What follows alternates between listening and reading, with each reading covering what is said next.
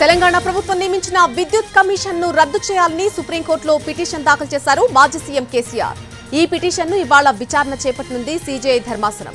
కేసీఆర్ హయాంలో జరిగిన ఛత్తీస్గఢ్ నుంచి విద్యుత్ కొనుగోళ్ల వ్యవహారం, భద్రాద్రి, యాదాద్రి థర్మల్ విద్యుత్ కేంద్రాల నిర్మాణంలో జరిగిన అవకతవకలపై కాంగ్రెస్ ప్రభుత్వం కమిషన్ ఏర్పాటు చేసింది.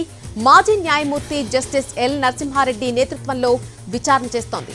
అయితే ఈ కమిషన్ అక్రమమంటూ కేసీఆర్ గతంలోనే హైకోర్టులో పిటిషన్ వేశారు. హైకోర్టు తిరస్కరించడంతో సుప్రీంకోర్టును ఆశ్రయించారు గులాబీ బాస్. దాన్ని ఇవాళ విచారణ చేపట్టనుంది సీజేఐ ధర్మాసనం. తెలంగాణలో గత ప్రభుత్వ హయాంలో విద్యుత్ కొనుగోళ్లతో పాటు యాదాద్రి, భద్రాద్రి పవర్ ప్లాంట్ల నిర్మాణంలో అవినీతి జరిగిందంటూ ఆరోపణలొచ్చాయి. దీంతో రేవంత్ రెడ్డి ప్రభుత్వం విచారణ కోసం జస్టిస్ నరసింహారెడ్డి కమిషన్ ఏర్పాటు చేసింది. విచారణలో భాగంగా పలువురిని ప్రశ్నించిన జస్టిస్ నరసింహారెడ్డి కమిషన్ మాజీ సీఎం కేసీఆర్ కూడా నోటీసులు ఇచ్చింది. విచారణకు హాజరు కావాలని ఆదేశించింది. అయితే విచారణకు వెళ్లని కేసీఆర్ విద్యుత్ కమిషన్ ను రద్దు చేయాలంటూ సుప్రీంకోర్టులో పిటిషన్ వేశారు.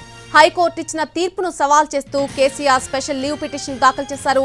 ఈ petition chief justice DY Chandrachud, justice JB Pardiwala, justice Manoj మిశ్రాలతో కూడినటువంటి త్రిసభ్య ధర్మాసనం ముందుకు విచారణకు రానుంది. దీంతో సుప్రీంకోర్టులో వాదనలు ఎలా జరుగుతాయా అనే అంశం ప్రస్తుతం ఆసక్తి రేపుతోంది.